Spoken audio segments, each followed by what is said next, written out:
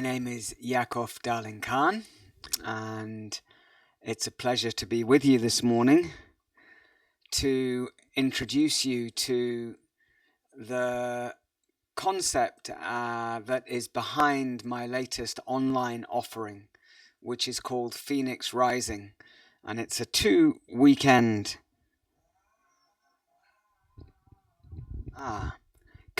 I'm wondering, Kaya, can you hear me now? Can you let me know? All great. We're going. Yay! Bravo, technology. I love it when it works. I don't when it doesn't. So, as I was saying, I am here to really to talk to you about the main concepts behind this new online event happening over 2 weekends, the 10th and 12th of May and the 17th to the 19th of May this year. So, the title of this online Facebook Live is What is Phoenix Medicine? And what's it got to do with you? How might it help you with dealing with the challenges of being alive on this extraordinary earth that is full of horrors and magnificence equally? And how might this work, which is rooted in the work that Susanna, my wife, and I have been offering for too long to remember. I do believe it's coming up in the next few years to 40 years. That seems extraordinary, but anyway, so it is. It's our privilege to offer movement medicine, which is a body of work that we have founded over many, many decades of working with Gabrielle Roth, the founder of the Five Rhythms, with many indigenous healers and teachers. Susanna is a Gestalt psychotherapist trained in systems theory and family constellations. And the indigenous shamans that we have worked with have asked me to stand up inside the contemporary modern day role of shaman as bridge between the physical world and the dream world, shaman as person who stands at the gateway between the everyday and the more liminal space where we dream, where our reality comes into form. So I accepted that after many years, and mostly they were very clear that we are not inviting you to become an Amazonian shaman or a Sami shaman. We are inviting you to translate what you've learned with us into contemporary practice that is healing for people who have grown up in the industrial world, like me, and I'm guessing probably like you. So the phoenix as a symbol really came to us over a long, long period of time to represent really the core essence of movement medicine work. And Phoenix Rising, the workshop, is designed to teach you really one of the core healing processes. And when I say healing, I'm really talking about the process of standing up inside yourself, being able to transform, really to transform your history, your stories, not just yours, your people's stories, into medicine, into strength, into empowerment. In movement medicine, really you could put the essence of movement medicine in 3 sentences. They go like this: stand up, vertical connection, grow up. This means to take responsibility for our lives and to develop a much deeper and more creative relationship with the past, and the future by being here in the present.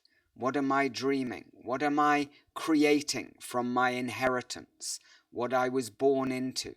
How am I using my good fortune and my tragedies to create something of benefit for my life and for the lives of the people I love? So stand up, grow up, and finally play your role, whatever that is in this life, whether that is quietly planting a little garden somewhere, or whether you are leading protest marches, or a songwriter, or a school teacher, or a builder, or a therapist, or a counselor, or just a good friend, or the sacred role of being a mother, or a father, or a school teacher, or a nurse, my goodness, the nurses of this world, thank you, or a doctor.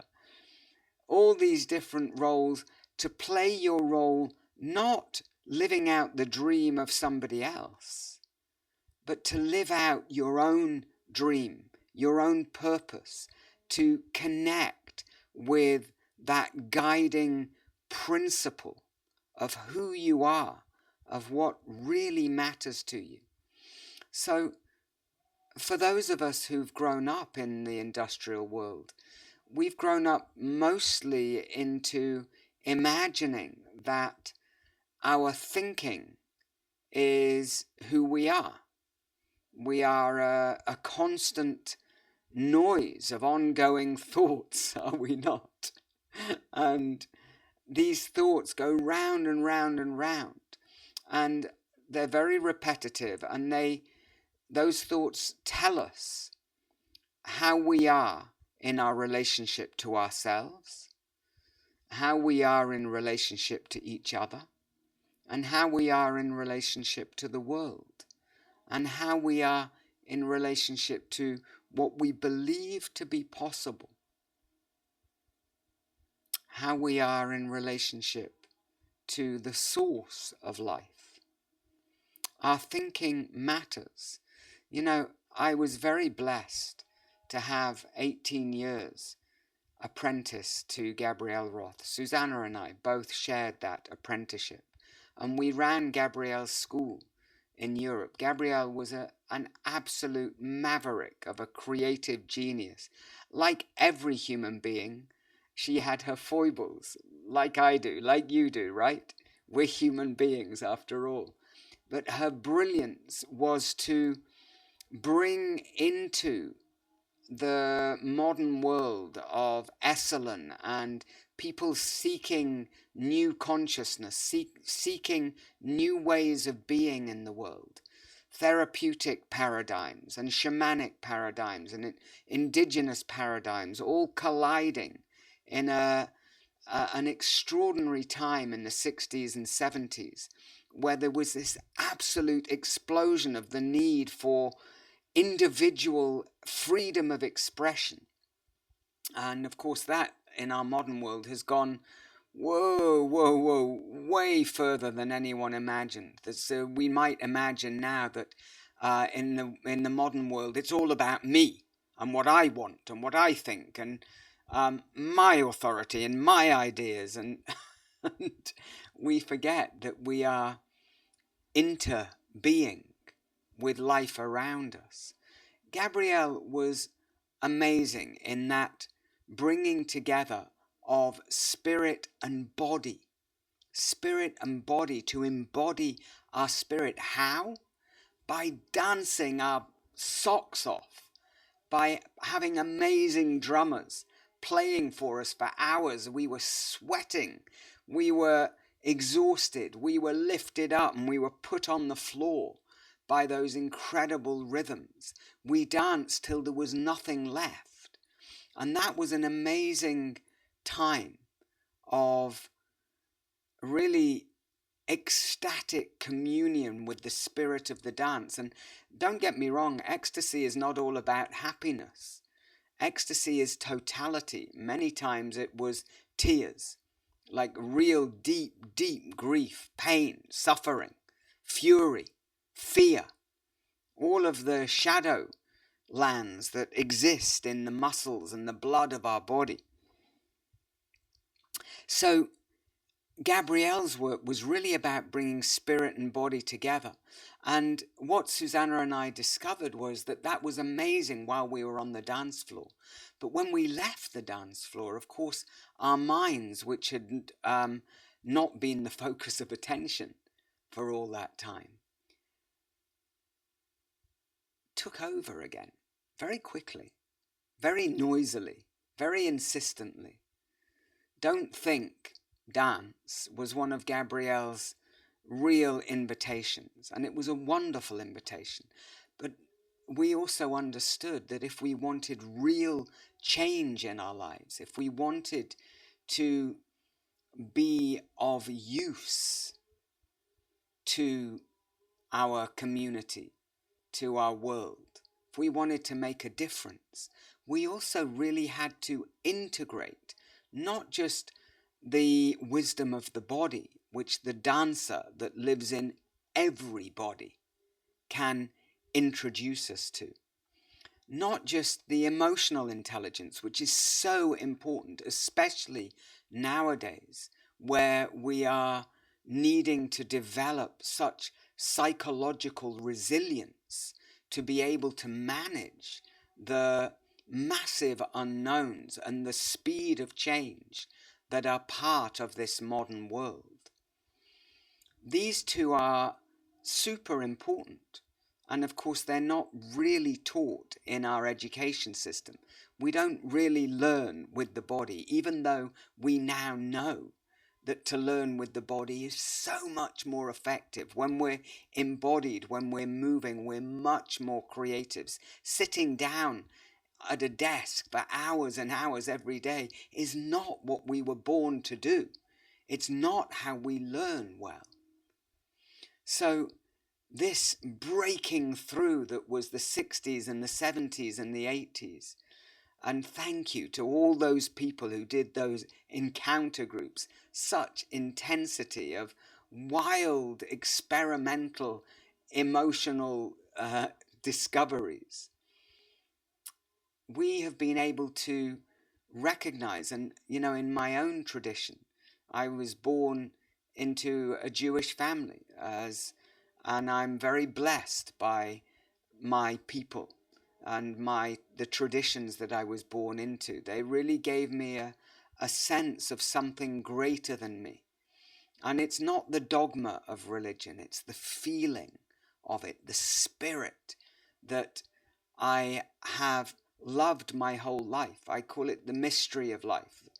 Not just me, many people call it the mystery, the great mystery. I've been in love with that mystery since before I can remember.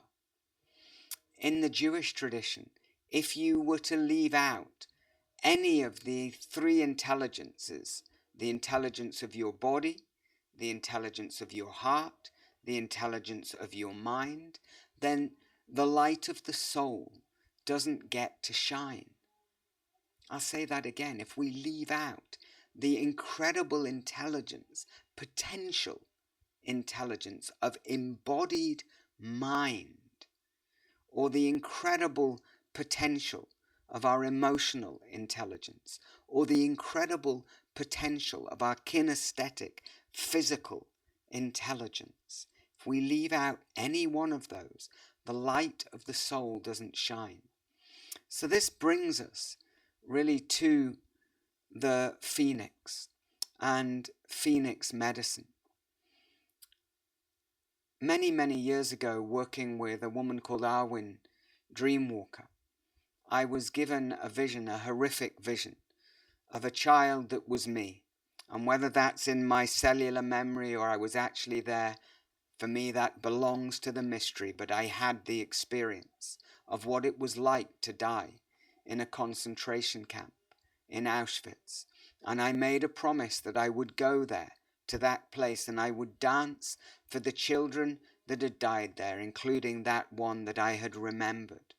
And it took me 13 years to prepare for that. And I was blessed to go there with a group of German psychotherapists. And we spent the day there. And I couldn't dance there in the day. it would have felt really odd. People would have wondered, like, really, you're dancing here? Like, what's that all about? So I went back at night, and in the dark of the night, I was able to complete that promise that I had made to Arwen all those years before. It was a very powerful and moving experience. And I thought, great, that's done. But that night I had a dream, and in the dream I was shown this festival.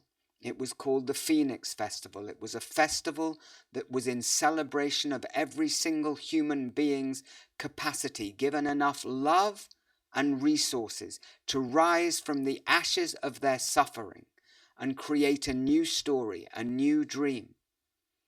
And I was told, this is your work. And I was shown a mandala in that dream. And that mandala has become really the symbol of the 21 gateways on which the philosophy and practice of movement medicine is based.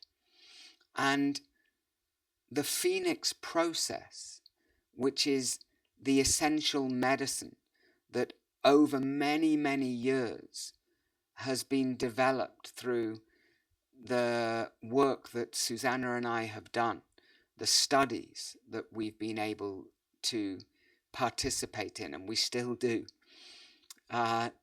The work that we've been blessed to really experience, out of that has come this extraordinary process which helps us to really get to grips with how the mind works, how the mind is programmed into these self-fulfilling prophecies, how I think about myself, the story I tell myself, the perception I have of myself, which in turn really creates my perception of others, of the world around me.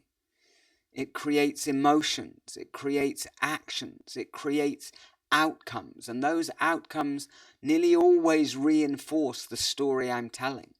So on the Movement Medicine Study Hub, which is our online study platform, this month we've been working with what we call the dance of the understudy, and I told a story there about one of my own understudies. Understudies are characters that come onto the stage of life when the main character is not available. And in the human psyche, when we're faced with overwhelming challenges or difficulties as children, or even in the womb, as we come into life, as we grow up, as young adolescents, our ego is formed by the very human need and brilliant capacity to survive whatever life puts in front of us. And we've been blessed to work with people who have survived some of the deepest cruelties that one human being or a group of human beings can do to another. And I'm aware, as I say that, of the current suffering in the world. And I do want to tell you that tonight we are running a ceremony, an equinox ceremony. And we're very blessed to have guests from Combatants for Peace, who are people who were soldiers, either in the Israeli military or Palestinian soldiers, who have come to recognize that violence is not a solution to the problems faced there. And that seems a crazy dream that they hold in the current circumstance, which I know for so many of us is utterly devastating and heartbreaking. And we will have these three really brave human beings, a Palestinian woman, an Israeli man, and one of the English representatives of Combatants for Peace, Ben Yeager, who will come and just share a little bit about their work. Tonight's ceremony is in aid of their work. It's a fundraiser for them. So please do check that out on the schoolofmovementmedicine.com. But coming back to the extraordinary suffering that we have had, that we then as human beings, because we have not been taught otherwise, we go on repeating again and again. People who have been victims of really other people's very bad behavior, people who've been abused, people or nations who've been abused, who do not do their healing work, grow up, somehow get their strength together, and then pass on that suffering to somebody they consider to be lesser than themselves. And this is our human choice. This is our choice as a species. We create that suffering. We create it. There is really no actual need to be in the ongoing repetitive story that was at the root of the creation of our sense of self. The sense of self can evolve and develop and grow and break free from the effect of those experiences. We might call them traumas that we have experienced or our ancestors have experienced. We can break free with enough love and resource, and the Phoenix process is all about that. It teaches how to really be able to witness those stories and how they operate through us. And then it gives us a way to actively seek out the beginning point of those stories, the moment when those characters, those understudies that took center stage to protect an essential part of us, the Phoenix process brings us back to that original set of circumstances or that original event that caused us to need to contract, to protect, to survive. And that contraction, that story, doesn't just exist in the head. It exists in the heart, and it exists in the body. It exists in how we breathe, how we move, how we relate, how we dream. And you, my friend, you have it within you to break free, and not just to dismiss those stories, but to embrace them. Because those understudies, they're like loyal soldiers who are going on fighting a war that they don't know is over. And they need to be embraced and thanked and retired.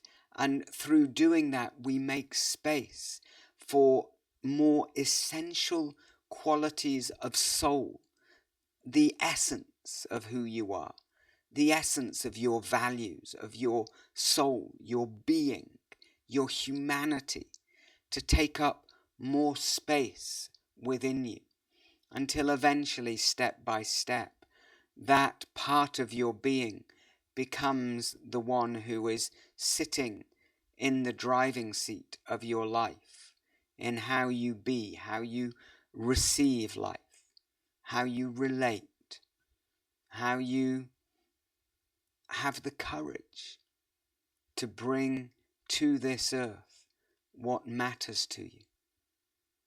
So I'm so happy that this weekend, this workshop is happening online. Online is a really good way to study it. Those are the weekends again, 10th to the 12th of May and 17th to the 19th of May. And in between, every day there'll be a short practice to keep you connected. And before, there's an introductory space to prepare yourself well. So let me tell you what you can expect on the Phoenix Rising, what it's going to support you to do. It will help you to work creatively with the stories that provoke havoc and pain in your life. We call those characters that hold these stories, as I've already mentioned, our understudies. It will increase your lived understanding of the dynamic balance of ego and soul within the psyche. We're not trying to destroy the ego. No way. The ego has its place. It's absolutely important to have a balanced, strong ego that serves the soul rather than the other way round. You'll learn to work with the embodied, do-it-yourself shamanic soul retrieval process known as the Phoenix process. You'll discover tools for healing personal and transgenerational trauma in a safe and strongly held space. And you'll get to embody the transformative medicine of the Phoenix that sits at the center of the movement medicine mandala. That Phoenix that represents the ongoing process of life, death, and rebirth that in a shamanic sense happens many, many times in our lives. Our sense of self crashes, fractures, something happens. And the Phoenix as medicine helps us to recognize this as a natural process within human development and teaches us how to dance with it. And finally, you'll be able to develop a daily embodiment practice and discover the power of repetition. And I love that phrase, liberating structure. You do need to have completed 25 hours of movement medicine or other related practice, i.e. the 5 rhythms or open floor, soul motion, Azul. And it's imperative that you have the inner and outer resources to engage with this intense personal work in a responsible way. If you don't have those hours, please go and check out our new website, www.schoolofmovementmedicine.com, and look up the Study Hub. And the Study Hub is a place where you can get that practice, but not just through the Study Hub. You'll find a map of the 150 or so teachers that we have trained that are on that website, where they're teaching, what they're teaching, when they're teaching. So you'll have a good chance between now and May to find those hours. I am going to be offering a fireside chat, so a time where we'll be on the Zoom together in a few weeks. Actually, Kaya, could you just WhatsApp me the date of that and the time of that? I don't have it with me for some reason. And I'll let you know. And you can sign up for that. It's free. You can come and bring your questions about Phoenix Rising. But I really hope that today has given you a little bit of a sense of an introduction to this very powerful offering, Phoenix Rising. It'll be the 3rd time that I've offered it online, and it's a really good way to do it in the safety of your own home. Within the group, you will have 3 listening circles, so it's not just you in a big group. You also get to break out with smaller groups, so you will get to be heard and seen in where you are in your process.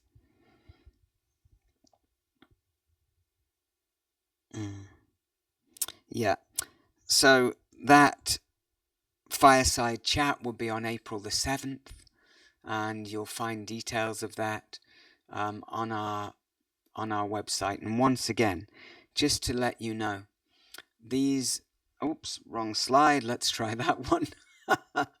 So the workshop happens over 2 weekends, like 3 hours on a Friday late afternoon, 4 hours or so on a Saturday and Sunday over 2 weekends. And there'll be, of course, you'll be able to go about your normal day-to-day life in between, and there will be offerings during those days just to keep you connected to the process. And really the main thing is to learn the Phoenix process during those 2 weekends, and you will then have that process as part of your toolkit. And it's a very deep shamanic tool for your ongoing evolution and development and liberation and the embodiment of who you are, your capacity to stand up, to grow up, to take responsibility for your life, and to play your role even more deeply than you already do. Thank you very much for showing up today. Please do pop your comments underneath this video and I'll read them, and maybe I'll see you this evening in our spring equinox living life in balance ceremony. We'll be lifting up a strong prayer for peace and dignity for all. Be well. Thank you for your attention, and bye bye for now.